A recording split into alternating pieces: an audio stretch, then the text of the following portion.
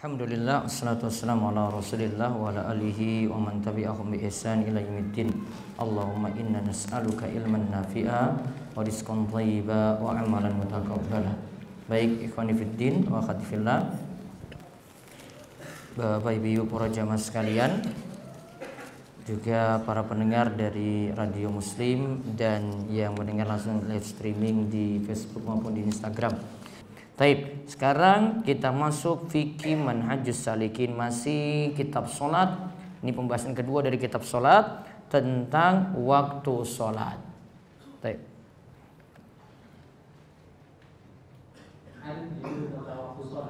Waktu sholat zuhur.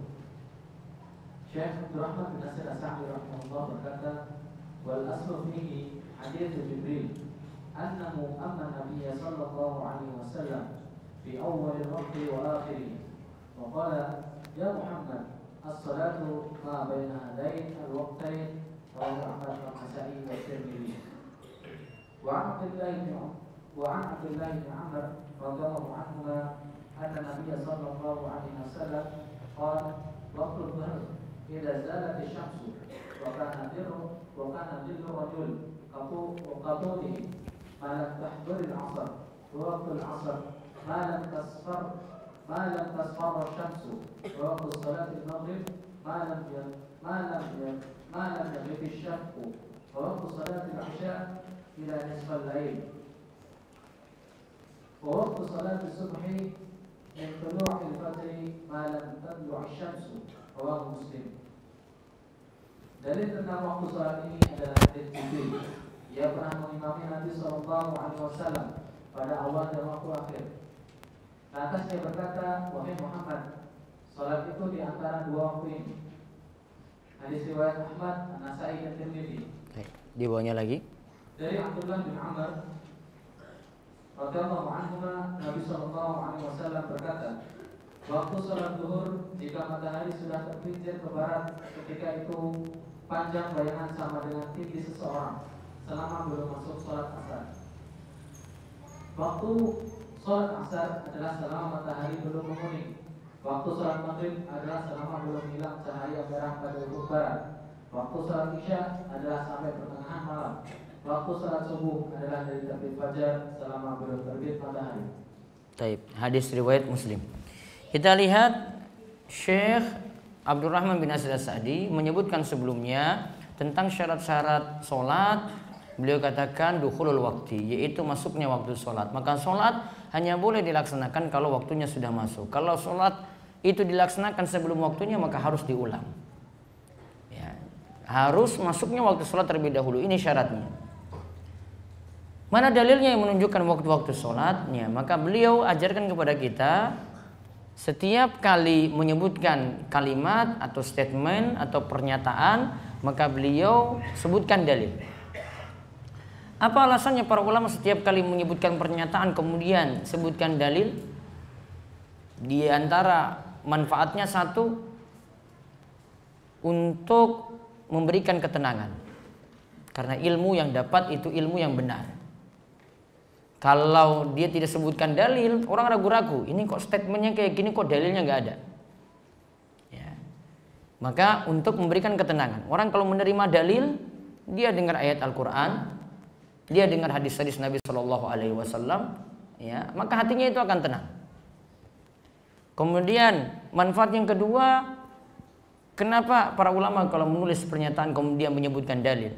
Selain Syekh di sini, ulama-ulama dulu, kalau dalam pembahasan tauhid misalnya Syekh Muhammad bin Abdul Wahab, satu masalah sebut dalil, satu masalah lagi dalil lagi, satu masalah lagi dalil lagi. Apa tujuannya? Untuk menghilangkan sifat taklid. Jadi supaya orang tidak taklid lagi. Maksud taklid terlalu fanatik, buta, pokoknya asal ikut-ikutan saja tanpa memandang dalil. Kalau datang dalil, dia berargumen dengan pendapat orang. Dalil ditolak, pendapat ini yang dia gunakan. Nah, ini untuk mencegah itu, maka dibiasakan ketika Syekh itu menyampaikan pernyataan, beliau ikutkan dengan dalil di situ sehingga hilang sifat taklid buta di situ.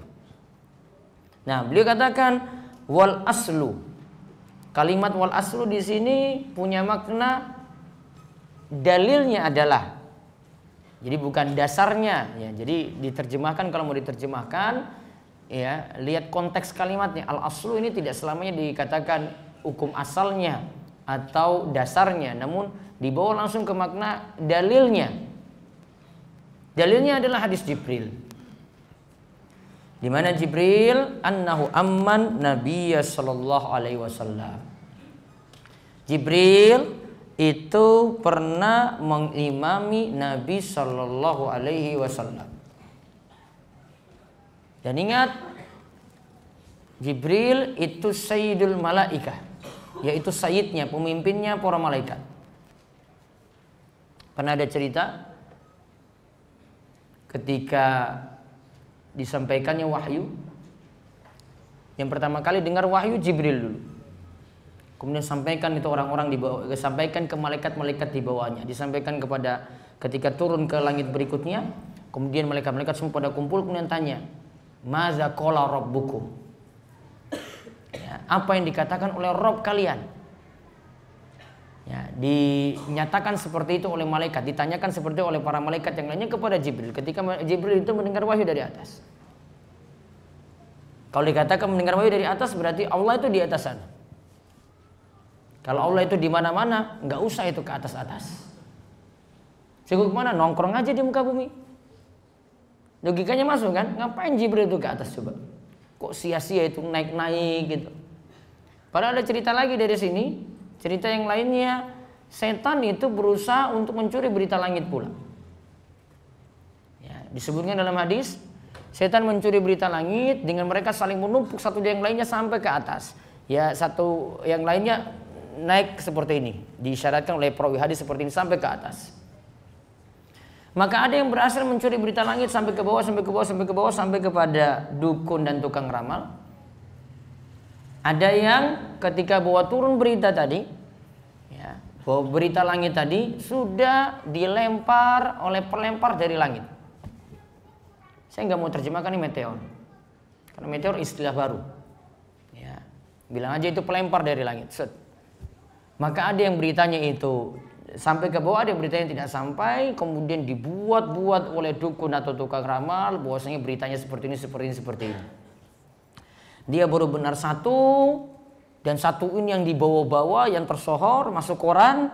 Namun yang 1000 berita yang dia itu tidak benar, itu nggak pernah diungkap-ungkap. Nah, itu maksudnya. Karena sebagian berita tidak bisa sampai ke bawah, ada sebagian yang selamat, ada yang tidak. Yang selamat itu cuma 1-2 saja. Nah, tadi berita tadi seperti itu. Ya, Jibril bawa berita, ya kadang ada yang mau mencuri berita langit tadi oleh setan-setan yang numpuk-numpuk ke atas tadi. Nah, intinya di sini Jibril itu adalah pemimpinnya para malaikat, sayyidnya. Di samping juga ada malaikat lagi yang utama. Ada 3 kalau disebutkan di dalam doa iftitah Nabi SAW dalam sholat malam. Ya, ada 3 malaikat yang utama. Ada malaikat Jibril, ada di situ malaikat Mikail, ada di situ malaikat Israfil. Siapa? Jibril, Mikail, Israfil. Ya, dalilnya adalah doa iftitah tadi, Allahumma rabba Jibraila wa Mikaila wa Israfila, fatiras samawati wal ard, alimul ghaibi wasyahada, anta tahkumu baina ibadika fima kanu fihi yakhtalifun, ihdini lima ikhtalafa fihi minal haqqi bi iznik innaka tahdi man tasya'u ila siratim mustaqim.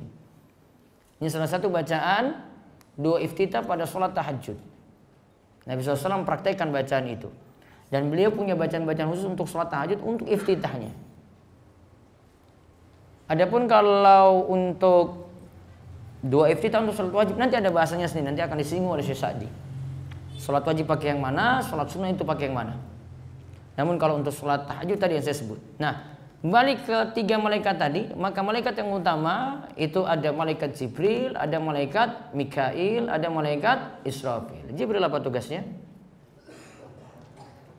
Menyampaikan wahyu. Kemudian Mikail, ini lulus SD apa enggak? Mikail apa? Pengatur rizki, ya. pengatur rizki. Betul nggak ini?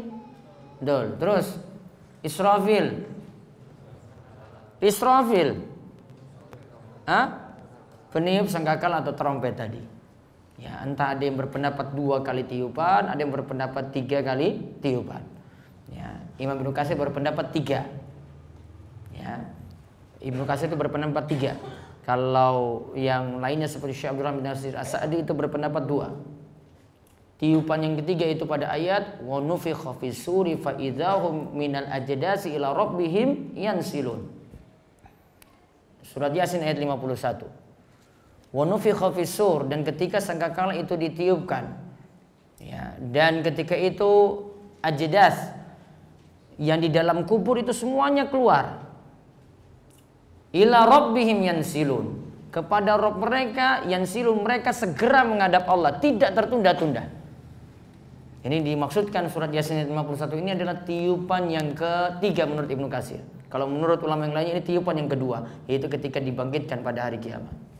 Taib. Tadi ada berapa malaikat? 3. Jibril, Mikail, Israfil. Jibril itu mengatur masalah wahyu, berarti mengatur masalah hati. Mikail itu mengatur masalah rizki, berarti kebutuhan kita sehari-hari, yaitu kebutuhan lahiriah. Kemudian Israfil berarti yang kaitannya dengan hari kiamat. Jibril dan Mikail berarti punya kaitan di sini. Yang satu itu mengurus masalah hati, yang satu itu mengurus masalah lahiriah. Batin dan lahir itu diurus. Maka tidak cukup dengan adanya Mikail saja, butuh adanya wahyu. Tidak cukup dengan adanya Mikail saja, namun butuh adanya wahyu. Tanpa wahyu, yang tadi rizki diberikan itu tidak ada manfaat apa-apa.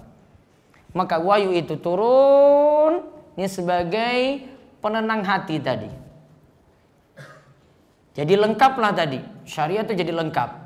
Ya, lahiriahnya itu dicukupi. Ya, nikmat itu jadi lengkap, lahiriahnya itu dicukupi, kemudian hatinya juga dicukupi. Makanya disebutkan berbarengan itu karena maksud itu. Jibril dan Mikail disebutkan berbarengan karena maksud itu. Karena Jibril mengurus masalah hati, Mikail itu mengurus masalah lahiriah. Nah, itu yang didapati dalam doa tadi. Nah, kembali ke Jibril di sini. Jibril mengimami amman Nabi sallallahu alaihi wasallam, mengimami Nabi sallallahu alaihi wasallam. Untuk apa? Di sini dia katakan, ini waktu awal sholat dan ini waktu akhir sholat. Maka sholat di antara 2 waktu ini.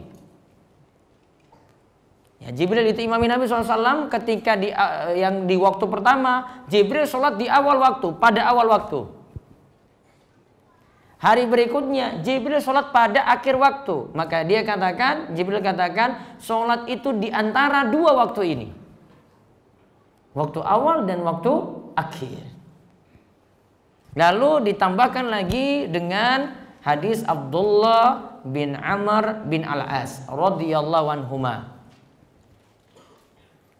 Bapaknya sahabat, ya, kemudian anaknya juga sahabat. Ya, maka disebut radhiyallahu anhuma. Nah, lihat di sini. Ketika itu Nabi SAW mengatakan tentang waktu-waktu sholat. Waktu zuhur ini mulai dari waktu zuhur. Waktu zuhur itu ini, kemudian waktu asar ini, kemudian waktu maghrib ini, waktu isya ini, kemudian terakhir itu disebutkan waktu subuh. Makanya kalau para ulama itu bahas dalam kitab fikih, mereka bahas waktu-waktu sholat mulai dulu dari waktu zuhur. Kenapa mulai dari waktu zuhur? Hadisnya ini, hadis Abdullah bin Amr bin Al-As.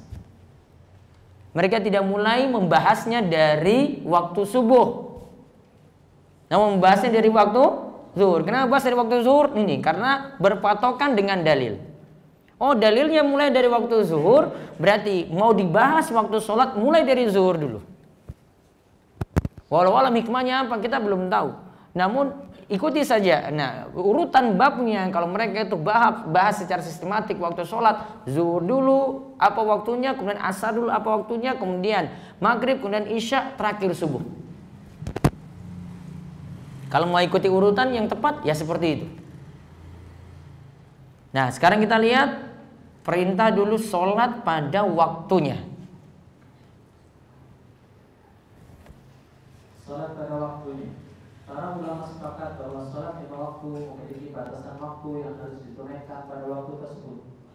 Allah Ta'ala berfirman, Inna sholata kanat 'alal mu'minina kitaban mawquta.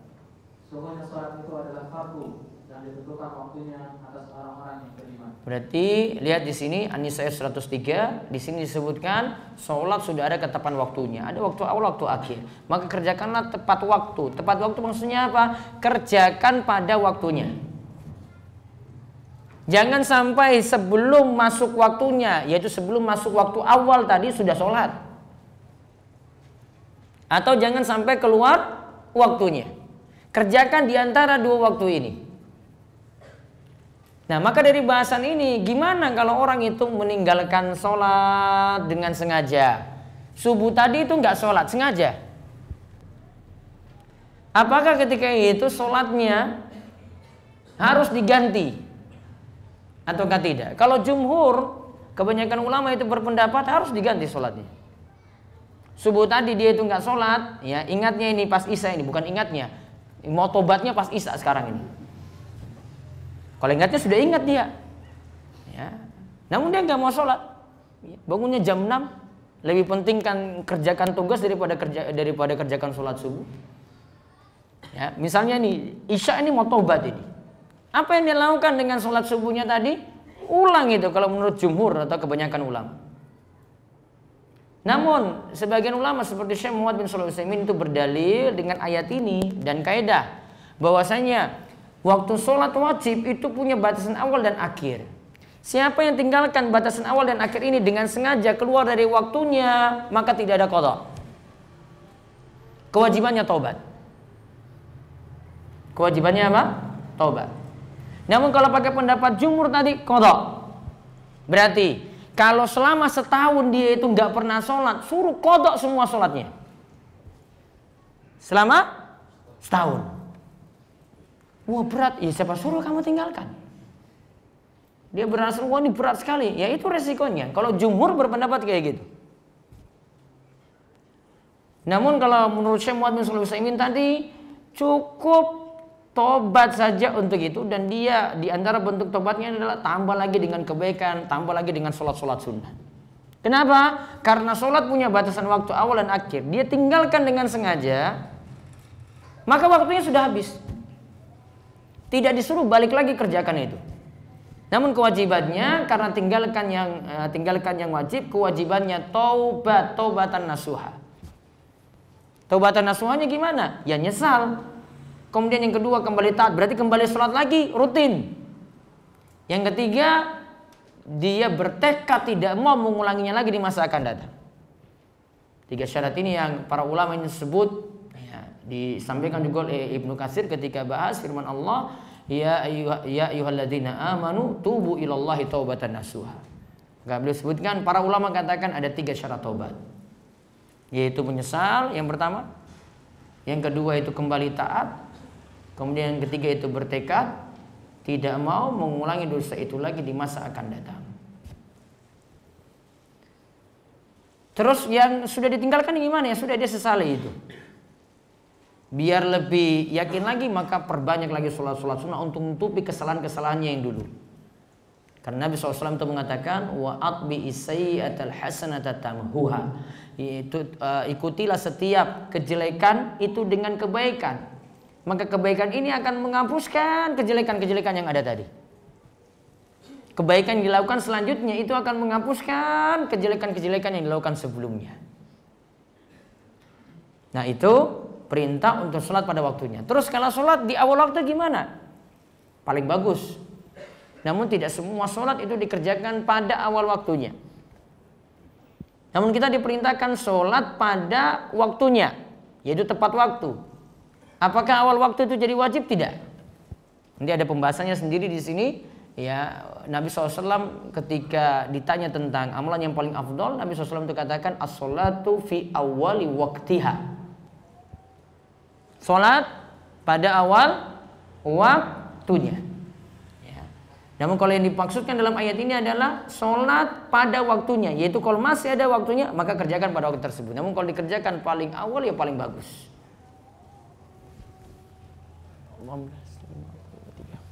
Baca lagi sedikit. Waktu sholat zuhur sekarang. Waktu salat zuhur.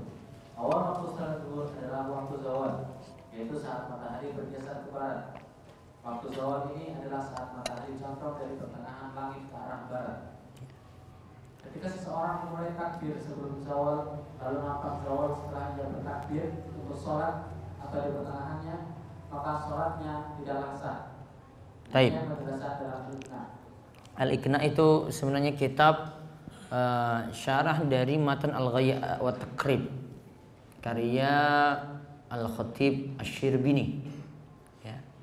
Di sini disebutkan waktu awal zuhur, ketika matahari telah tergelincir ke arah barat. Nah, awal dulu matahari itu dari arah timur. Ya, matahari dari arah timur, kemudian beranjak sampai di tengah kepala. Kemudian bergeser ke arah barat. Dari tengah ini bergeser ke arah barat, sudah masuk zuhur. Berapa lama waktunya antara dari tengah ini ke arah barat? Singkat sekali.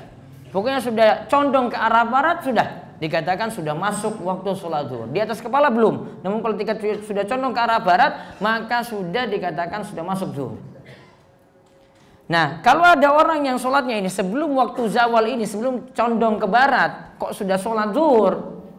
Misalnya dia baru takbir Allahu Akbar, atau di tengah-tengah ini baru waktu zawal itu masuk, maka berarti sholatnya tidak sah. Ya, sampai masuk waktu sholat dulu. Kalau waktu sholatnya itu masuk, baru sholatnya itu sah. Kalau belum masuk waktu sholat, dia sudah bertakbir terlebih dahulu. Bagian separuhnya itu di luar waktu sholat, separuhnya itu di dalam sholat, di dalam waktunya, sholatnya tetap dianggap bermasalah, alias tidak sah. Terus di bawahnya lagi sedikit. Sedangkan waktu akhir sholat zuhur adalah saat panjang bayangan yang bertambah sama dengan panjang bedad, selain panjang bayangan saat zawal.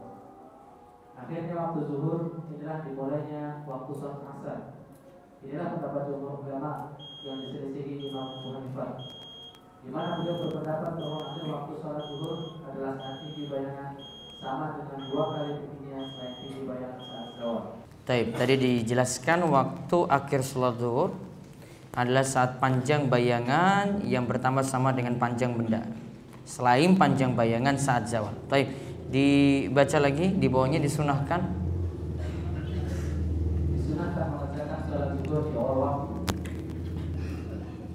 Dalam hadis Jabir bin Samurah, dia berkata, karena Nabi sallallahu alaihi wasallam yusalli dhuhra idza dhahabat asy-syamsu.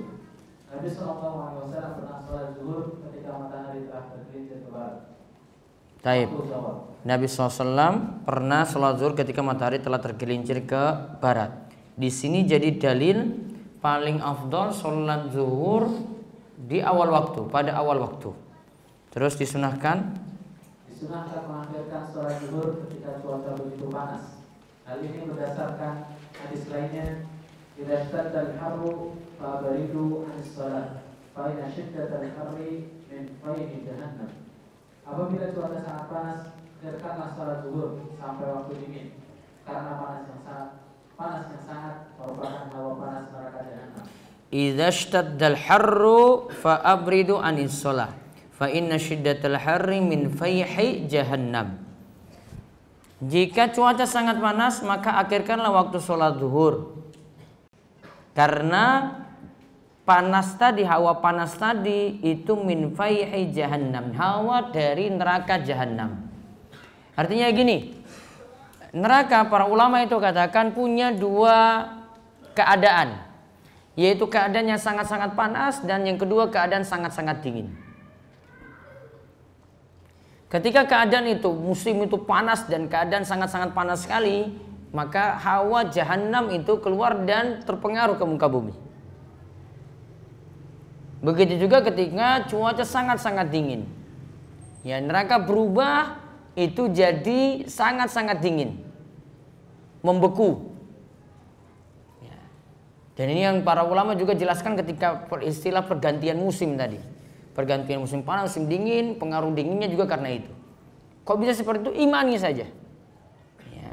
daripada banyak protes gitu. Kok bisa dari neraka sampai sini itu hawanya. Imani aja sudah selesai. Mikir-mikir otak kita nggak nyampe. Ya. Imani aja, hadis bilang kayak gini sudah, imani saya sudah. Gak usah bahas panjang lebar. Saya mau teliti dulu nanti.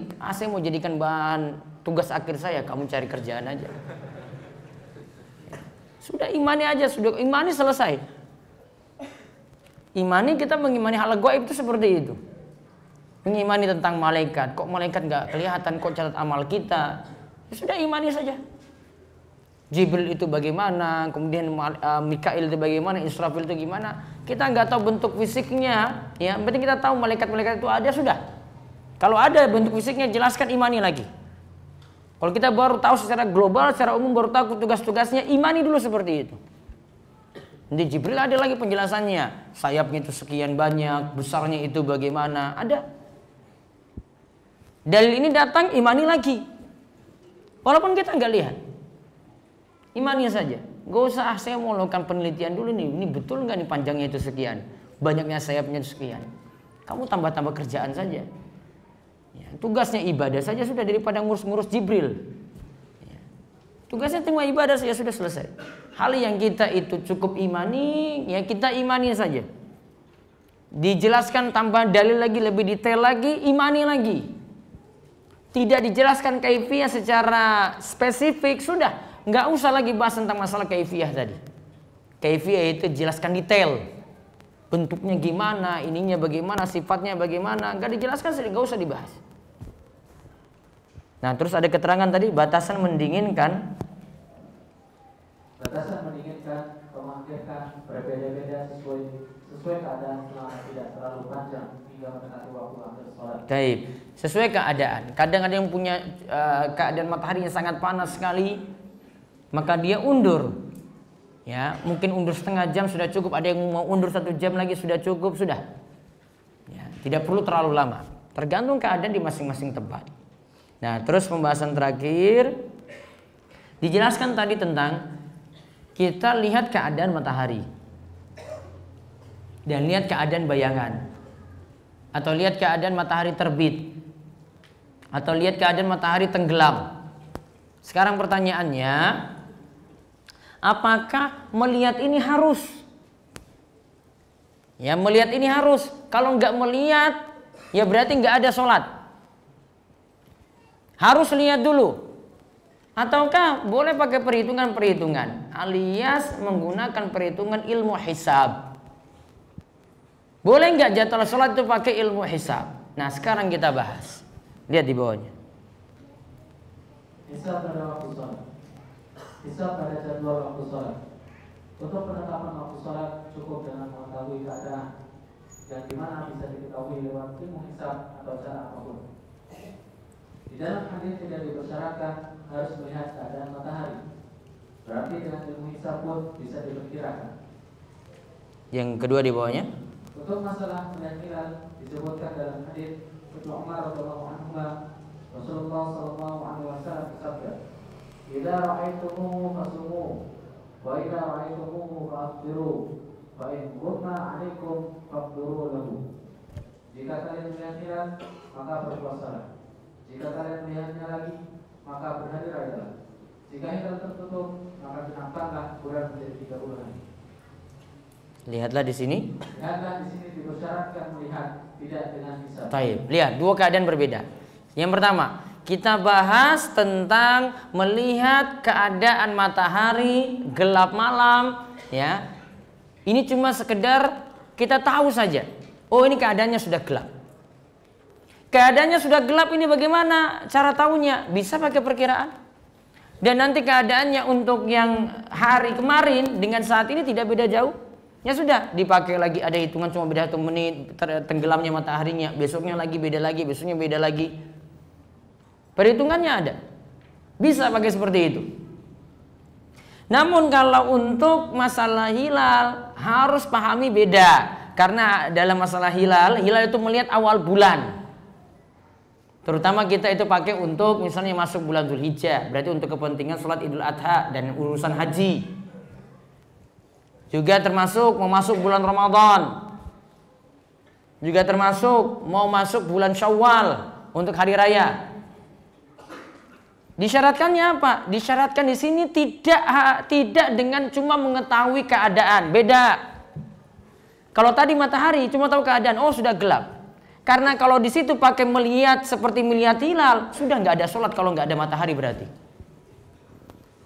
Kamu tahu, kok kamu nggak sholat? Wah, saya nggak lihat kok matahari nggak tergelincir ke barat, tertutup awan semuanya. Berarti sholat zuhur saat ini libur. Iya kan? Itu kalau pakai harus melihat. Padahal dalam dalil tadi tidak katakan kamu harus lihat matahari dulu. Kamu harus lihat matahari tenggelam dulu. Kamu harus lihat matahari terbit dulu, subuhmu berakhir berarti. Berat kayak begitu. Masalahnya beratnya gimana? Oh berarti kalau tidak lihat matahari sudah nggak usah sholat. Wah enak sekali itu. Mendingan di kutub aja kalau begitu. Di kutub yang cuma dapat di malam saja, nggak dapat di siang kan. Wah enak sekali. Kenapa pas libur? Nggak ada matahari kok. Itu hujahnya kayak gitu. Maka untuk pembahasan waktu sholat berbeda. Untuk masalah hilal, perhitungan masuk awal bulan beda lagi. Jangan samakan, dalilnya beda. Pahami beda juga dong. Nggak boleh diratakan sama. Oh kamu pakai waktu sholat boleh lihat kayak begitu, pakai hitungan hisab. Kalau masuk awal bulan itu juga. Mana dalilnya? Dalilnya katakan beda, kok kamu katakan sama? Nggak bisa. Yang katakan beda siapa? Nabi SAW. Nggak bisa diutak-atik di situ. Logikamu nggak bisa main di sini. Sudah tunduk samina wa ta'na saja. Apa hikmahnya hilal itu mesti dilihat? Yang pertama, hilal itu mesti dilihat orang supaya tunduk pada dalil. Diajarkan tunduk pada dalil daripada teknologi. Daripada pakai hitungan-hitungan ilmu perbintangan sana sini, astronomi sana sini. Buang jauh-jauh ilmu itu, tunduk pada dalil saja. Dalil suruh lihat. Maka orang mau tunduk dengan dalil tadi. Pasrah pada dalil. Ini juga sama seperti melihat gerhana kemarin yang terjadi gerhana bulan. Ada daerah yang nampak lihat gerhana, ada yang enggak. Apa tokannya sini? Lihat dalil. Nabi SAW katakan apa? Nabi katakan, ya, fa iza ra'aitumuhu fafzau ila shalah. Jika kalian melihat bulan itu, gerhana itu tadi, lihat terjadi gerhana, maka segeralah untuk sholat. Berarti kalau tidak terlihat gimana? Enggak ada sholat. Selesai. Saya lihat di TV kayak gini, teknologi buang jauh-jauh. Kita tunduk pada dalil. Walaupun canggihnya teknologi sekalipun. Walaupun kamu tingkatannya S2, S3, profesor sekalipun, tunduk pada dalil. Selesai. Itu untuk menaklukkan kesombongan semuanya. Ini nggak pandang ini gelar bagaimana. Tunduk pada dalil, sudah pasrah, sudah saya pasrah pada Allah. Kepintaran saya kalah ini. Saya sudah hitung-hitung, perkirakan, kok nggak terlihat. Allah kalahkan dengan logikamu tadi. Logikamu kalah. Dan kalau kamu menangkan logika, kamu seolah sombong ingin kalahkan dalil. Dia mau tunduk pada dalil. Itu jadi hujah yang paling menaklukkan, itu sudah nggak ada yang bisa lawan hujah ini. Tunduk pada dalil saja. Yang kedua, kenapa demikian? Ya. Karena kita tidak disuruh semuanya harus kompak. Dalam masalah hilal itu, Arab Saudi harus sama dengan Indonesia, enggak. Masing-masing punya hari raya sendiri, masing-masing mengawali awal bulan sendiri. Enggak disuruh bareng-bareng. Enggak ada yang disuruh hari-hari raya disuruh bareng-bareng. Cuma disuruh bareng-bareng dengan pemerintahan yang ada di negerinya. Al-Fitru, ya, Yauma tuftirun, kata Nabi SAW. Idul Fitri itu hari di mana orang-orang ramai itu merayakan Idul Fitri. Siapa yang ramai? Ya sudah, orang Indonesia berarti sama orang Indonesia. Sama juga dengan puasa. Nabi SAW yang puasa Yauma tasumun, ya, hari di mana orang-orang itu ramai berpuasa. Oh berarti keadaan orang di situ nggak disuruh sama dengan negara lain. Maka kalau Indonesia berbeda dengan Arab Saudi, santai-santai aja, biasa. Ya, biasa seperti itu, normal-normal saja. Kenapa di Saudi itu bisa lebih dulu, kok Indonesia lebih lambat? Gini mas logikanya. Ya. Namanya bulan itu di Indonesia ini belum terlihat, nih bulan belum naik. Masih di bawah. Kan dari bawah nih kan naik muncul-muncul gini kan? Nah, bulan ini belum naik, masih di bawah. Ketika bertambahnya waktu ke Arab Saudi sana, bulan sudah posisinya di atas. Oh, berarti Saudi itu berhari raya dulu, Indonesia belum. Gitu logikanya. Ini baru logika main di sini. Ah, tapi kan tertutup awan itu pasti kelihatan. Iya, tertutup awan itu kamu tunduk pada dalil, sudah selesai. Nggak usah pakai teknologi buang jauh-jauh sekarang. Walaupun teknologi maju sekalipun, buang itu. Tunduk pada dalil. Saya kasih pendapat di sini. Lihat, Saudi Arabia ini beda dengan negeri kita loh. Setahun itu pakai kalender Hijriah. Berarti sudah pakai hisab selama 1 tahun. Kenapa kalau nggak pakai hisab? Oh, masalah. Masa tunggu dulu mau masuk awal bulan? Tunggu gajimu nanti keluarnya, tunggu bulan muncul atau tidak dulu. Oh, bulan belum muncul mas, gajimu belum mas. Oh, susah kan? Sudah pakai standar hisab dari awal sampai akhir tahun itu. Makanya hisab di Saudi ada. Namun coba lihat, ketika mau masuk awal bulan, contoh aja, ini bukan bulan Ramadan, bulan ini saya alami waktu itu bulan Muharram coba. Kalender ini bilang sekarang 1 Muharram. Ternyata mufti Saudi Arabia, Syekh Abdul Aziz Al-Syekh itu kemudian umumkan, hilal tidak terlihat, hari besok belum boleh puasa. Maksudnya belum dikatakan 1 Muharram. Semua akhirnya berubah. Apakah gaji tadi itu berubah tanggalnya? Enggak, gaji sudah keluar. Gaji sudah keluar. Namun ini masalah syariat saja. Coba kalender yang sudah disusun setahun, hapus cuma untuk hari itu saja dikarenakan hilal tidak terlihat. Bisa nggak? Bisa. Jadi gitu, hisab pakai nggak pakai. Namun ketika sudah masuk awal bulan untuk penentuan pastinya tetap pakai hilal. Kenapa pakai hilal? Tunduk pada dalil. Logikanya kayak gitu aja. Saya nggak mau panjang-panjang lebar.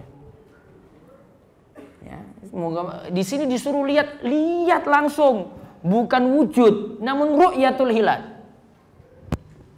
Ada istilahnya wujud, ada istilahnya ru'ya. Ru'ya lihat, disuruh lihat, bukan ada. Ada belum tentu terlihat. Jodohmu ada enggak? Nah, ada. Namun kamu belum menikah juga. Oh, berarti belum terlihat kamu itu. Ya sudah. Bukan dimaksudkan ada saja, mana buktinya? Nah itu, di situ logikanya kayak gitu, Mas. Paham ini yang jomblo-jomblo? Saya lebih kasih logika lagi ini.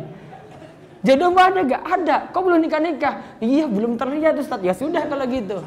Kamu disuruh ru'yah dulu. Ada gak? Ada. Beda. Ada dengan lihat. Kalau ada, ya belum nikah-nikah. Cemen dia gak berani maju. Namun kalau ru'yah lihat tuh. Itu lihat tuh. Sudah kamu amalkan itu berarti, guys. Paham ini? Nah, itu bedanya. Jadi perhitungan waktu sholat kok bisa pakai ilmu hisab? Nah ini tadi nggak disuruh lihat matahari. Kalau pakai lihat, enak sekali itu ibadah kita. Ini sekarang tuh gelap semua Jogja ini gelap. Gunung Kidul nggak lihat matahari? Iya nggak lihat. Jogja nggak lihat. Oh kita libur kalau gitu ini. Wah enak sekali itu. Saya pengen seperti itu terus itu. Libur nanti. Kalau pakai standar lihat loh. Maka kalau untuk waktu sholat sekedar keadaannya itu ada. Oh sudah gelap ini, matahari sudah nggak ada, berarti sudah tenggelam. Maghrib masuk, sudah.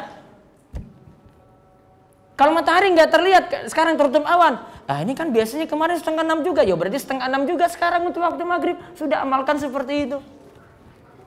Nggak disuruh lihat. Gitu. Jadi beda antara waktu sholat penetapannya dengan penetapan awal bulan dengan melihat hilal. Wallahu a'lam bishawab. Baik, sekarang kita masuk lewat maka sesi tanya jawab.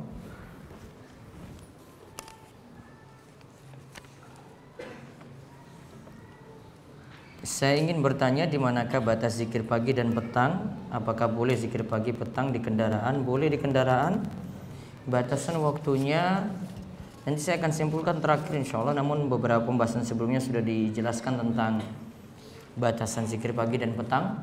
Yang jelas zikir pagi mulai dari waktu subuh. Kalau mau tidak terjatuh pada perselisihan pendapat, berarti selesai sebelum terbit matahari. Kemudian kalau zikir petang, kalau tadi saya sebut ada waktu awalnya itu ada 3 waktu, ada yang masuk zuhur, ada yang ketika masuk sholat asar, ada yang ketika masuk sholat maghrib. Waktu akhirnya ada yang tenggelam matahari, ada yang sampai pertengahan malam. Insya Allah nanti ada penjelasannya secara khusus.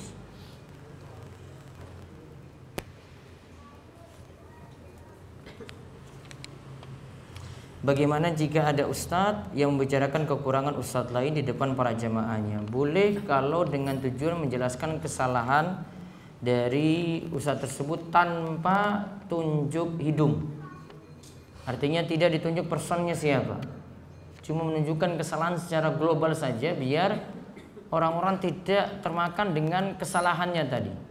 Karena kesalahan itu perlu dijelaskan, syubhat-syubhat, ya, kerancuan pemikiran dan seterusnya. Ini penting karena kalau dibiarkan yang tidak paham akan terus punya pemahaman yang keliru semacam itu. Semisal saya memegang uang ayah saya, namun saya tidak tahu sebesarnya karena dulu saya suka mengambil uang ayah saya saat masih sekolah beberapa kali selama beberapa tahun tanpa izin. Saya sudah bertobat dan menyesal sejak lama, namun bingung Ustadz untuk mengembalikan uangnya. Ayah saya sudah meninggal beberapa tahun lalu. Berarti tobatnya adalah dengan cara bersedekah atas nama ayah. Jadi kira-kira saja dulu kesalahannya itu berapa, kemudian sedekahkan tadi atas nama ayah yang telah meninggal dunia. Apalagi ini dengan orang tua langsung punya manfaat yang besar sekali untuk sedekah bagi dirinya. Wallahu a'lam.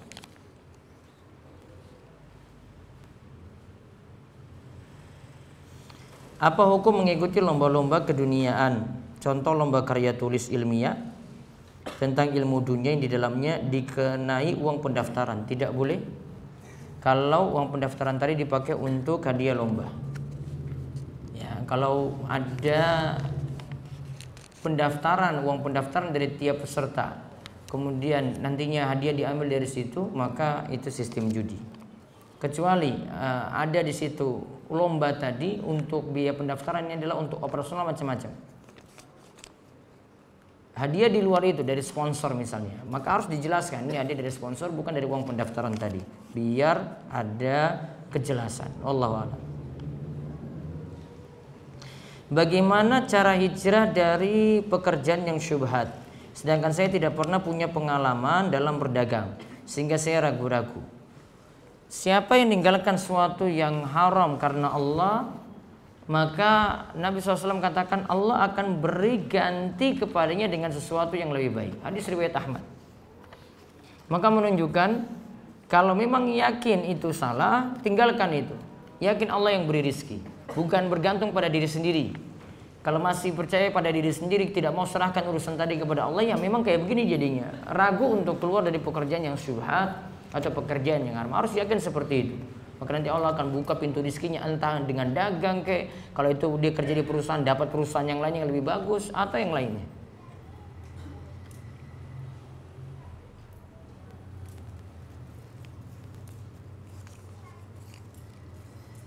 Selama orang yang dizolimi belum merelakan perbuatan orang zolim, maka selama itu dosanya tertahan sampai di yaumul hisab. Apakah ini bisa gugur dengan sering hadir di majelis zikir? Harus minta maaf kalau kesalahan sama manusia. Maka tadi saya sebutkan 3 syarat tobat, tobatan nasuha tadi. Ditambahkan lagi kalau kesalahannya sama manusia, minta maaf. Gak bisa dia banyak zikir, hadir di majelis zikir, padahal kesalahannya sama ini pada sesama, terus dimaafkan itu nggak bisa. Misalnya, antum punya utang ini pada teman, gak bayar-bayar, ya. Terus mau lunasi ini gimana? Ya lunasi, gak bisa duduk majelis zikir. Aduh, mudah-mudahan Allah itu maafkan karena saya duduk di majelis zikir. Utang tetap utang, nggak akan selesai. Utang harus diselesaikan dengan manusia. Berarti kalau itu ada kesalahan minta maaf. Kalau itu kaitannya dengan harta butuh dikembalikan, ya dikembalikan. Gak bisa dengan zikir untuk nutupi itu, gak bisa. Bolehkah kita mendatangi hajatan nikahan anak dukun yang diselenggarakan di rumah dukun tersebut dan bagaimana hukumnya? Kalau acaranya juga ditambah masalah, mendingan tidak usah hadir, ya. Ditambahkan lagi sifat orang beriman itu disebutkan dalam surat Al-Furqan, wala yashhaduna zur. Mereka tidak menghadiri acara-acara maksiat. Apa hukum hadiah hasil dari kompetisi menebak skor dalam suatu pertandingan olahraga seperti sepak bola? Kalau sudah lewat Piala Dunianya itu ya, nggak usah ikuti dan nggak usah ambil hadiah dari situ, pekerjaan sia-sia. Kalau ini harus ada pembayaran, masuk judi. Kalau ini tebak-tebakan, coba nanti saya cari dalil khusus tentang ini. Yang jelas ada masalah tentang tebak-tebakan seperti itu. Bagaimana batasan interaksi tatkala ta'aruf? Apakah boleh japri untuk keperluan mendesak? Bagaimana ada tata cara khitbah yang sesuai sunnah? Apakah perlu pakai cincin tunangan? Bagaimana batasan interaksi pasca khitbah sampai akad? Baik. Kalau dengan japri macam-macamnya banyak, muskilahnya atau macam-macamnya banyak, maka dikurangi interaksi seperti itu. Kalau ada pihak ketiga yang bisa menjembatani, misalnya kalau dia dengan pihak keluarganya, misalnya dengan kakak laki-lakinya, ya misalnya dengan kakak laki-lakinya, atau enggak dengan bapaknya langsung aja lah. Nah itu paling gentle sekali itu. Ya. Pak ini besok yang ini gimana ya, acaranya gimana, mau mas kawinnya apa, tanya aja sama bapaknya, selesai itu, nggak ada fitnah-fitnah di situ. Malah kamu takut-takut kalau macam-macam. Ya, itu lebih baik. Jadi jangan langsung dikurangi seperti itu biar tidak terlalu terjadi fitnah atau godaan yang terlalu besar. Terus adab khitbah gimana? Adabnya tergantung istiadat ya dan urf masing-masing tempat. Nanti kalau adat Jawa, tanya masyarakatnya situ, kamu nih kayak orang sini ya, itu adatnya diikuti situ. Selama tidak ada pelanggaran boleh diikuti. Nanti dengan orang Sumatera sendiri ada adatnya, selama tidak ada pelanggaran boleh diikuti. Khitbah itu cuma mengutarakan ingin nikah pada walinya, bukan kepada perempuannya. Ya, kepada walinya. Kalau pada perempuan kamu bawa ke warung bakso misalnya, saya mau nikahi kamu, itu nggak akan jadi lamaran, nggak akan. Khitbah itu nggak akan kayak begitu. Cincin tunangan perlu nggak? Tidak perlu. Ya, kalau yang dimaksudkan di sini budaya orang Barat nggak boleh. Budaya orang Barat tuh punya keyakinan kalau cincin ini ada berarti dia harus jaga hubungan ini sampai nanti nikah itu berlangsung. Kalau cincin ini dilepas berarti dia boleh berkhianat. Ya, dalam Islam nggak ada seperti itu. Kalau dimasukkan cincin tunangan seperti ini nggak boleh. Namun kalau cuma sekedar laki-laki beri hadiah saja nggak masalah, bukan tukar cincin. Namun sekedar beri hadiah saja nggak masalah. Maka tadi saya katakan kembalikan kepada urf, ya urf atau kebiasaan masyarakat setempat itu seperti apa. Bagaimana batasan interaksi pasca khitbah sampai akad? Ya, tetap sama seperti sebelum akad tadi, karena belum sah maka sebutuhnya saja dan tidak terlalu sering untuk berhubungan. Wallahu a'lam. Saya masih pelajar, setiap pelajaran dan saat pelajaran ada azan. Saya biasa izin sholat, apakah ini sudah benar? Baiknya tidak izin ketika pelajaran tadi, karena nanti agak mengganggu kelas, suasana pelajaran dalam kelas, dan juga mempengaruhi teman-teman yang lainnya. Saran saya, kalau ini tidak keluar sampai waktu sholat, maka nanti ketika sudah selesai dengan teman-teman bareng laksanakan sholat berjamaah. Itu lebih maslahatnya lebih besar dan tidak banyak menyinggung dosen atau gurunya. Apakah ada uang lelah untuk pengurus takmir masjid? Jika ada, dari mana uang itu diambilkan atau didapatkan? Tergantung keputusan dari pengurus masjid dan jamaah. Di sini bisa ambil dari kas masjid kalau kesepakatan bersama. Yang penting ada keterus terangan di sini. Terus terang dibuat laporan, ini diambil kas masjid untuk keperluan pengurus-pengurus seperti ini, keperluan yang buat makanan, yang tukang sapu, yang macam-macam lah yang biasa ngurus masjid. Nah, harus ada terus terang seperti itu. Apabila sholat tahajud sudah dilaksanakan, akan tetapi pada waktu sholat witir dilakukan dan mendengar azan subuh, sebaiknya lanjutkan apa dibatalkan? Kalau sudah di rakaat-rakaat terakhir lanjutkan. Kalau baru awal-awal batalkan. Ya, kalau baru awal-awal itu batalkan. Kaidahnya al-istimraru aula minal ibtida. Lanjut itu lebih afdol daripada lanjut itu lebih mudah daripada memulai dari awal. Kalau mulai dari awal berat dia, selesainya nanti lama. Namun kalau cuma lanjutkan berarti tinggal rampungkan saja. Apa hukum BMT? Dilihat transaksinya di dalam. Saya tidak bisa menghukumi semua BMT. Apa bedanya dengan leasing? Kalau leasing, dia sediakan dana untuk yang mau berutang, yang mau kredit, kemudian nanti dia bayarkan kepada pihak dealer. Itu maksudnya kerja sistem leasing. Kalau sistem leasing maksudnya seperti ini, maka ini sistem riba. Yang bekerja di situ juga kena riba. Konsumen yang memanfaatkan sistem leasing juga berarti tolong menolong dalam riba. Kalau sistem kredit pada BMT dilihat, kalau situ ada melibatkan pihak ketiga dan ada pembayarannya itu nanti ke pihak BMT dan BMT belum memiliki barang tadi, maka nanti sama saja seperti leasing yang sama-sama melibatkan pihak ketiga pula.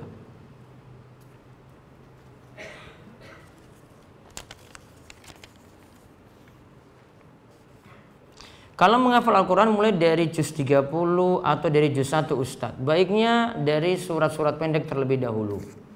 Mulai dari juz 29, juz 30, 29 itu paling sering untuk, dan ini mudah dihafalkan. Kalau juz 1 ayatnya panjang-panjang, lebih mudah dihafalkan daripada juz 30, 29 atau 28. Ayat panjang itu lebih melekat dibandingkan dengan juz 30, 29, apalagi kalau sudah masuk ke juz 28 lebih berat lagi. Ya, sehingga saya sarankan pelajari dari yang berat dulu, baru nanti yang lebih ringan nantinya akan lebih enteng ketika mempelajari dari depannya tadi. Maka dari belakang itu lebih bagus karena lebih menguatkan hafalan dan terbiasa untuk menghafal. Apakah boleh membenci ahlu bid'ah atau orang yang menyimpang? Boleh membenci karena kesalahannya. Ya, membenci karena kesalahannya. Dia muslim, kita cintai dia karena dia muslim. Karena ada kesalahannya ini yang kita tidak suka. Dan kesalahan ini yang kita ingatkan. Apakah kaidah benci penyimpangannya bukan orangnya adalah kaidah yang tepat? Tergantung. Lihat di situ orangnya di sini yang membawa kebid'ahan ataukah bukan. Kalau dia membawa kebid'ahan, kita bahkan bisa membenci orangnya juga, karena ketika didakwai dia sangat sulit sekali untuk mau rujuk pada kebenaran. Maka akhirnya jadi membenci orangnya juga.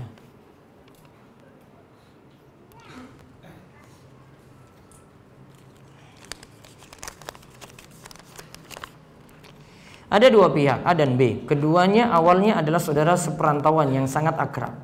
Kemudian keduanya berperkara utang piutang. Akan penyelesaiannya sudah ditetapkan, akad penyelesaiannya sudah ditetapkan. Tetapi setelah berakad, keduanya sama-sama curhat kepada saya. Berarti kepada orang ketiga. Intinya keduanya saling merasa tidak percaya lagi satu sama lain dan keduanya saling menjelek-jelekan. Pendekatan seperti apa yang harus saya lakukan Ustadz untuk memperbaiki hubungan tersebut? Jangan bila ini membuat keduanya akur lebih bagus. Cari cara bagaimana biar keduanya bisa ketemu, rembuk bareng-bareng dengan ada orang ketiga di situ. Wallahu a'lam.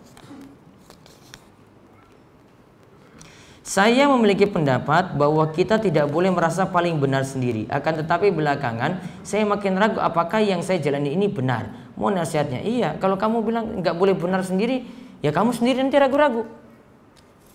Orang saja kalau kuliah ini maju di depan ini lagi sidang untuk tugas akhirnya, apa dia berani mengatakan seperti ini ke depan dosen ini? Saya sudah nulis ini semuanya sampai terakhir, namun saya tidak yakin kebenarannya.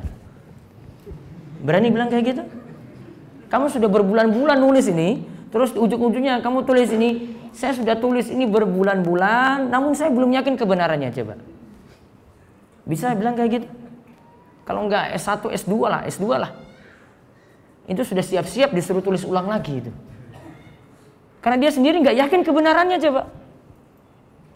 Orang aja mau maju sidang tadi, dia itu harus bangun argumen mempertahankan ini. Saya yakin ini benar. Masa untuk beragama kita nggak boleh yakin ini benar? Ini pemahaman kayak apa nih seperti ini? Orang serba ragu ini. Saya sholat, sholat saya ini kayaknya nggak benar ini kayaknya belum sesuai tuntunan ini. Yang lainnya itu mungkin belum benar. Kalau kamu sudah yakin itu dalilmu itu, kamu pegang dalil, ini Al-Quran, ini hadis kamu pegang, sudah itu berarti benar sesuai dengan ilmumu. Mungkin yang dimaksud penyikapan dengan yang lain ketika ada beda pendapat. Beda pendapat itu ada dua macam. Yang pertama beda pendapat yang bisa ditolerir, artinya karena punya dalil masing-masing. Ada yang kedua, beda pendapat nggak bisa ditolerir Karena dia menyelisih ijma, kesepakatan ulama. Kalau menyelisih ijma, kesepakatan atau menyelisih dalil yang tegas, kita katakan salah kamu. Gak bisa kita katakan, wah sudahlah biarin sajalah dia kayak gini. Misalnya ini beda pendapat, yang ini penyembah kubur, yang ini ahli tauhid. Ini minta-minta dikubur terus, punya raja, punya jimat, punya batu akik, yang itu jimat juga. Kamu dekat-dekat dengan dia ini, terus pakai argumen ini tadi, kamu kayak gitu, saya juga kayak gini, namun saya nggak yakin saya ini benar juga, kita tolerir aja satu sama lainnya. Wah rusak gitu kamu nanti, kamu gabung dengan orang-orang yang sesat nanti di situ. Prinsipnya nggak benar. Maka kalau sudah yakin itu benar, sudah ikuti. Ya itu fungsinya, ada petunjuk, ya ada Al-Quran, ada hadis, itu fungsinya. Itu fungsinya Nabi SAW diutus. Biar kita tahu yang benar itu apa. Sudah yakin yang benar, ambil yang benar tadi. Makanya dalam doa tadi yang saya contohkan tadi, doa tahajud tadi yang saya sebutkan, Allah di sini Nabi SAW itu ajarkan, ihdini ya limaktulifa fi minal haqqi biiznik. Ya Allah, tunjukkanlah kepadaku dari perselisihan-perselisihan yang ada, tunjukkanlah aku kepada jalan yang lurus. Dari perselisihan ini, berarti tetap kita minta pada Allah jalan yang lurus juga. Berarti harus yakin dengan jalan lurus itu. Ya, nggak boleh ada keraguan-raguan. Nanti kalau masalah yang berbeda tadi, kalau ini ada khilafnya kuat, punya dalil masing-masing, ini baru saling tolerir. Misalnya sholat subuh, kakinya keluar atau tidak ketika tahiyat akhir. Nah ini beda pendapat, yang situ kaki keluar, yang ini enggak, ya sudah sama-sama menghargai. Ya, itu baru saling menghargai di situ. Wah ini kayaknya dalilnya kuat, itu dalilnya kuat juga. Makanya kita ketika bahas fikih, biasanya para ulama itu sampaikan, ini loh, ini pendapat ulama A, ini ulama B, ulama C. Tujuannya apa? Biar orang tahu ini ada beda pendapat. Namun kalau sudah tegas itu, mereka nanti katakan, ini sepakat 4 mazhab, atau ini sepakat ulama. Oh berarti kita nggak bisa macam-macam. Nah seperti itu prinsip yang benar tadi. Apakah termasuk musibah dan cobaan ketika kita memiliki keluarga yang belum taat agama, kemudian kita menyikapinya? Itu cobaan sekaligus kita cari jalan supaya bisa membawa mereka juga kepada jalan hidayah. Jangan cuma pasrah aja, sudah saya nggak mau dakwai sama sekali, sudah biarkan mereka sesat-sesat saja. Enggak. Tugas kita itu watawassaw bil haqqi watawassaw bis sabr. Saling menasihati dalam kebenaran dan saling menasihati untuk sabar. Ketika mau berdakwah maka dituntut lagi untuk sabar, untuk dakwahi keluarga juga demikian. Bagaimana hukum lagu puji-pujian setelah azan? Apakah doa kita bisa terkabul ketika kita sedang berdoa di antara azan dan iqamah? Di situ sedang dilakukan puji-pujian. Gini, Imam Syekh Said Sabiq itu katakan dalam kitabnya Fikih Sunnah ketika membahas masalah azan. Beliau sempat singgung masalah puji-pujian ini pada azan. Beliau katakan puji-pujian ini tidak boleh dikarenakan nanti dianggap satu paket dengan azan. Orang kira itu bagian dari azan, maka tidak boleh ada. Apalagi sama-sama dijaharkan lagi, tidak boleh. Adapun berdalil bahwasanya Nabi SAW anjurkan sholawat ba'da azan, iya benar ada, namun nggak seperti itu. Dan pujiannya yang dimaksudkan adalah sholawat. Sholawatnya gimana? Sudah sholawat sederhana seperti yang Nabi SAW itu ajarkan. Misalnya ketika tahiyat akhir, Allahumma sholli ala Muhammad wa ala ali Muhammad kama shollaita ala Ibrahim wa ala ali Ibrahim innaka Hamidum Majid. Itu sudah jadi pujian pada Nabi SAW yang luar biasa. Tanpa kita buat puji-pujian yang baru. Tanpa kita buat sholawat-sholawat yang baru. Pakai yang sudah Nabi SAW ajarkan lebih afdol daripada kita buat yang baru lagi. Bagaimanakah hukum bacaan tahiyat awal dan tahiyat akhir yang sesuai sunnah? Apakah sama? Nanti bahasannya sampai di bacaan tahiyat ketika tata cara sholat. Iya, monggo dari radio.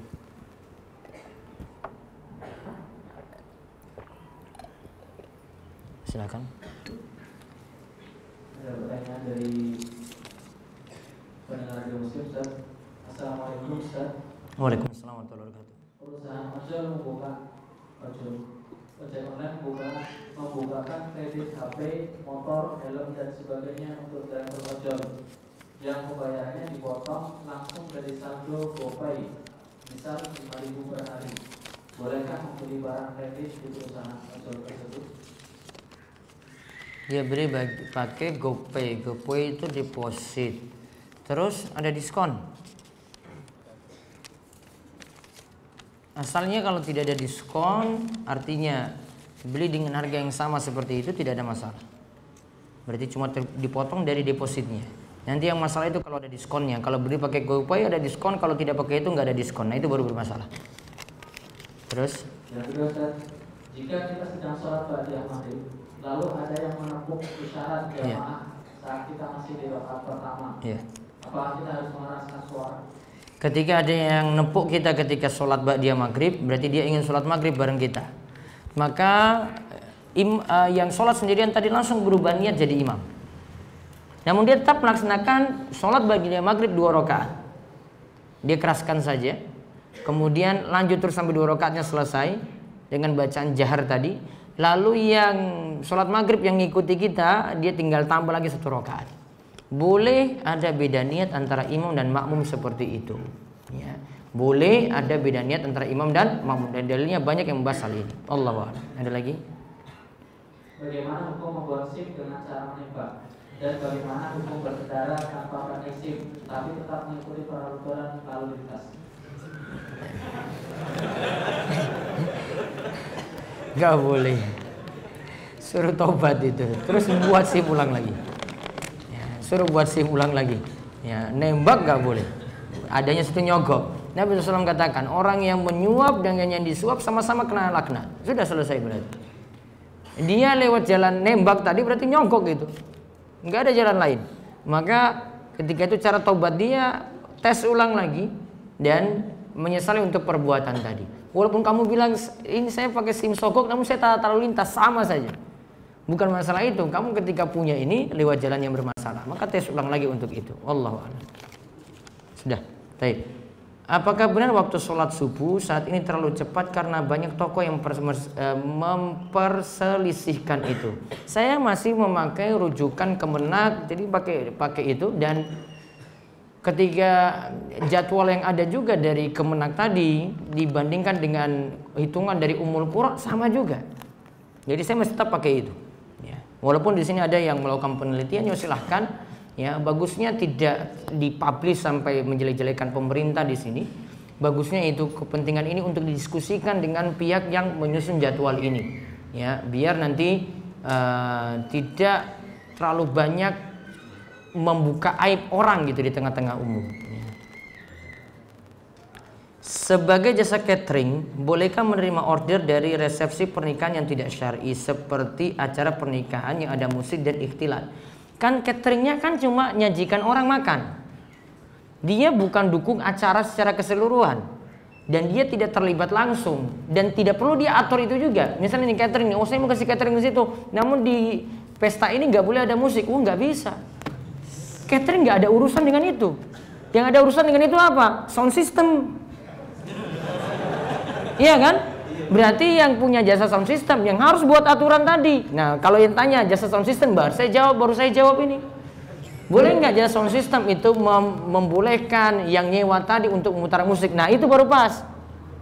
Kalau catering tidak terlibat langsung. Dia bisa ngatur acara situ bisa. Saya mau kasih makanan ini, namun tolong musik semuanya off. Enggak ada itu. Enggak nyambung dia. Kalau sound system iya. Ya kan? Tenda juga tenda. Apa tenda bisa ngurus sound system? Ya, nggak ada kan? Nggak ada. Tenda sendiri. Ya, tenda nggak bisa ngatur-ngatur itu sound system off dulu ini. Tenda nggak akan dipasang. Oh, nggak bisa mas. Tenda beda lagi. Berarti catering beda. Ya, tenda lagi beda lagi. Sound system sendiri. Nah, itu baru di ini lagi. Ya, jadi yang catering ini tidak ada masalah. Insya Allah dia kasih makanan yang halal, yang itu juga bayar dengan uang yang halal, ya tidak ada masalah untuk itu. Dia tidak terlibat langsung untuk maksiat tadi. Saya pernah dapat info seorang teman, dia berkata kalau setiap gerakan sholat tidak diwajibkan membaca bacaan yang ada pada hadis. Mohon penjelasannya. Ada bacaan yang wajib dibaca seperti Al-Fatihah. Ada bacaan yang wajib dibaca seperti tahiyat akhir, itu masuk rukun. Jadi kalau dia katakan tidak ada, ya dia tidak bawakan dalil untuk ini. Nanti ada pembahasannya ketika kita masuk sifat sholat Nabi SAW dari Syekh As-Sa'di. Saya pernah mendengar hadis larangan makan hewan laut dan hewan darat secara bersamaan. Apakah itu hadis sahih? Secara ini saya belum dapati pemahaman ulama seperti itu. Kalau mungkin ada hadis terus ada pemahaman ulama yang pahami seperti tadi, ya mungkin saya bisa ambil pendapatnya. Namun saya belum dapat sampai saat ini yang nyatakan tidak boleh makan bersama-sama hewan laut dan hewan darat. Berarti misalnya ayam potong, ya ayam makan dengan ikan, gitu kan? Ikan laut. Ya. Selama tidak ada dalil yang tegas untuk ini dan tidak ada penjelasan ulama yang tegas juga untuk itu, maka tidak ada masalah untuk makan bersamaan antara laut ikan tadi dengan laut ayam tadi. Enggak ada masalah.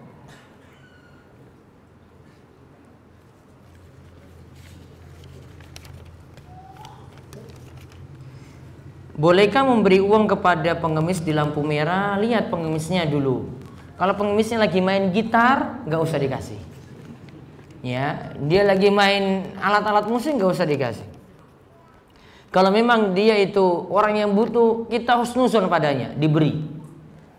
Kalau kita kok salah sasaran, ternyata dia mengelabui kita, urusan dia dengan Allah. Kenapa diberi? Karena kita sikapi lahiriah. Urusan batin dia mau bohong atau tidak, urusan dia dengan Allah. Kita cuma sikapi lahiriah. Kalau tadi, kenapa yang alat musik tadi dia main alat musik kok nggak dikasih? Yang pertama, dia sebenarnya bisa kerja, namun malas-malasan. Yang kedua, kita nanti jadi pendukung musik tersebut. Jadi kita dukung dalam maksiat tadi. Maka punya dua masalah di sini. Kenapa ilmu yang saya pelajari itu susah sekali masuk? Saya terima dengan baik dan cepat hilangnya. Dan hal tersebut membuat saya putus asa terhadap rahmat Allah, putus asa terhadap masa depan saya. Apakah hal tersebut dosa Ustadz? Apakah bisa membuat saya keluar dari Islam jika berpikir seperti itu? Dan amalan apa atau doa apa yang diajarkan oleh Rasulullah SAW untuk meminta dimudahkan dalam belajar menuntut ilmu? Coba kurangi maksiat, ya, taubat benar-benar dengan maksiat-maksiat yang dulu pernah dilakukan, maka itu nanti akan lebih membuat pikiran kita itu jernih dan mudah untuk menghafal. Saya mahasiswa semester 13. Berapa tahun berarti? 3 tahun. Apakah saya berdosa dan telah berbuat durhaka kepada orang tua karena telah menunda kelulusan saya? Mohon doanya Ustadz agar saya dimudahkan untuk menyelesaikan studi dan secepatnya bekerja dan menikah. Berarti tinggal berapa semester yang kalau 13? 1 semester kan? Ya Allah. Mudah-mudahan saya cuma doakan saya mudah-mudahan cepat lulus. Adapun masalahmu dengan orang tua, yang jelas orang tua itu paling rajin nelpon kamu ini, cuma tanya kapan lulusnya paling. Ya, kalau memang sudah tanya seperti itu, mendingan selesaikan biar tidak disebut juga mengecewakan orang tua. Kalau disebut durhaka, wallahu alam. Namun kalau mengecewakan orang tua ditakutkan seperti itu. Untuk sholat sunnah sesudah sholat Jumat itu dikerjakan berapa rakaat? Bisa memilih. Ada hadis saking Ibnu Ubar, ada hadis yang lainnya lagi memilih 2 atau 4 rakaat. Namun Imam Nawawi simpulkan antara 2 atau 4 ini terserah mau lakukan di rumah 2 atau 4 tadi ataupun di masjid.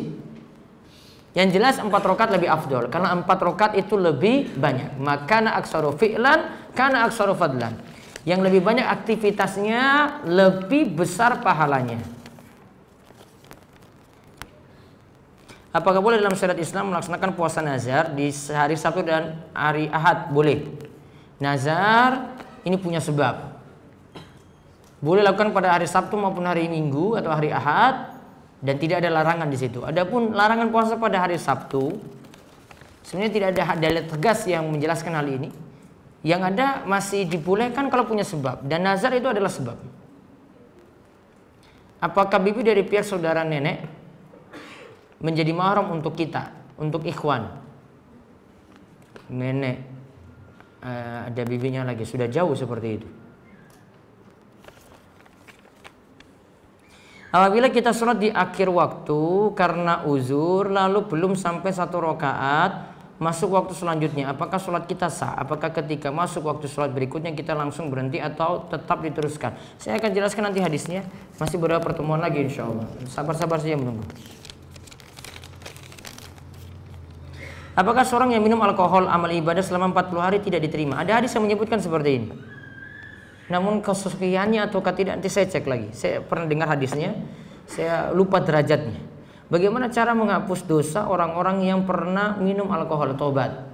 Dengan 3 syarat tadi seperti disebutkan. Tambah lagi syarat yang berikutnya, jangan kumpul-kumpul lagi dengan orang-orang yang punya tipe yang sama. Kalau kumpul lagi dengan para peminum ditawarin lagi. Ya, sama seperti itu. Sama dengan para perokok juga sama seperti itu juga. Kalau dia kumpul dengan para perokok, dia nggak bawa rokok, ya, atau dia bawa korek sajalah. Ya, dia bawa korek aja coba. Dikasih rokok nggak? Dikasih. Oh saya punya korek ini, kamu punya rokok nggak? Dikasih itu. Apa istilahnya? Sangat ini sekali ya, toleran sekali ya para perokok gitu kan. Sama juga dengan miras ini. Maka kalau kembali lagi dengan teman-teman seperti itu, kamu nggak punya modal pun dikasih. Yang penting mau mabuk juga dengan dia. Maka jauhi itu. Kalau jauhi teman pergaulan seperti ini, insya Allah nanti akan tobatnya nanti mudah diterima dan tidak akan kembali lagi pada maksiat di masa silam. Insya Allah sebentar lagi saya akan menikah. Semoga Allah mudahkan dan lancarkan segala urusan kami. Ya insya Allah. Terus mengenai sunnah-sunnah setelah akad nikah, seperti sholat sunnah 2 rakaat, memegang bumbun istri dan mendoakannya. Apakah sholat sunnah itu sholat sunnah mutlak atau boleh sholat sunnah duha? Akadnya jam berapa ini berarti? Biasanya kalau siang-siang nggak mikir kayak gini deh sholat ini, karena sibuk dengan tamu ini. Kalau mau lakukan bisa waktu kapanpun itu. Yang jelas ini sholat sunnah mutlak. Artinya ketika selesai akad kemudian ingin bertemu dengan istri, lakukan sholat itu secara berjamaah, yang suaminya tadi jadi imam, yang istrinya jadi makmumnya. Kemudian setelah itu yang suaminya tadi mendoakan istrinya. Waktunya terserah. Mana yang dilakukan, sholat 2 rakaat atau memegang ubun-ubun? Seingat saya sholat dulu baru memegang ubun-ubun. Saya sudah lupa, sudah lama sekali. Bagaimana caranya agar pujian-pujian yang dibaca antara azan dan iqamah? Tadi sudah. Istri saya kalau di luar rumah dandanannya seksi, tapi kalau di dalam rumah tidak pernah dandan untuk suami. Bagaimana cara menasihatinya? Suruh istri ngaji. Kalau istri ngaji, paham ilmu agama, insya Allah dia tahu diri. Tahu dirinya bagaimana? Dia akan jadikan spesial ketika di rumah daripada di luar rumah. Namun kalau wanita itu nggak paham ilmu agama, di luar rumah itu lebih aduhai dibandingkan di dalam rumah. Di dalam rumah itu seperti neraka bagi suami.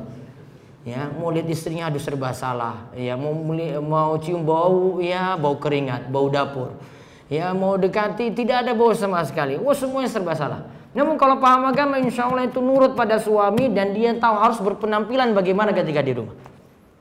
Ya, berarti punya kekurangan di sini, istri kurang mendalami agama. Kalau suami pergi kerja, ya, suami pergi kerja, kemudian istri di rumah, sebenarnya ada majelis ilmu banyak sekali. Yang penting istri itu bisa bawa kendaraan, misalnya cuma di dalam kota saja, di sini tidak disyaratkan untuk safar. Ya, dia bisa ikut majelis ilmu pagi-pagi. Di Jogja ini banyak sekali majelis ilmu untuk ibu-ibu. Ibu biasanya belajar pagi hari, malam-malam hari itu biasanya banyak nggak keluar karena ngurus anak-anak. Namun kalau pagi hari suaminya pergi, mereka banyak belajar. Ini dilakukan di kota-kota juga seperti di Jakarta. Kalau seandainya suatu saat pemerintah menggunakan hisab dalam Ramadan, bolehkah tidak mengikuti atau mematuhi ulil amri karena bertentangan dengan dalil atau menyimpang? Tunggu kalau sudah terjadi dulu baru dijawab. Sekarang belum terjadi. Sekarang pemerintah masih menggunakan ru'yatul hilal. Dari ujung timur sampai ujung barat ditetapkan titik-titik yang ada. Malah kalau dia ubah ke hisab, rugi besar. Rugi besar apa? Orang-orang yang tadi sudah disiapkan di titik rugi itu nanti. Ya, sudah dilatih sana sini dan ada biaya untuk itu. Mereka pasti protes juga. Ini kok sudah beralih ke hitungan hisab, kok nggak lagi ru'yatul hilal? Protes lah. Sudah pakai alat saja, kami nggak dipakai lagi. Pasti protes seperti itu. Sekarang belum ada. Ya, pemerintah masih menggunakan metode yang syar'i, ru'yatul hilal. Masih ada hisab, namun hisab cuma membantu. Ru'yatul hilal tetap ada, dan ru'yatul hilal yang dijadikan patokan. Disitulah baru Kementerian Agama mengetok palu ketika ingin memutuskan tadi, karena proses dari ru'yatul hilal tadi yang dijadikan keputusan.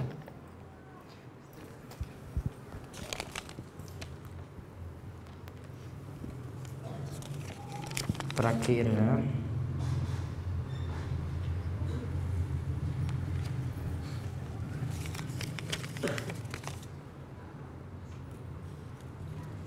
Ada teman saya sedang sholat asar, lalu ketika ia sedang tahiyat akhir, ada teman saya yang sedang berbicara, lalu tidak sengaja teman saya yang sedang sholat itu menahan tertawa hingga belum sampai kalimat innaka hamidun majid, ia memilih langsung salam karena takut akan tertawa. Apakah sholatnya teman saya ini sah?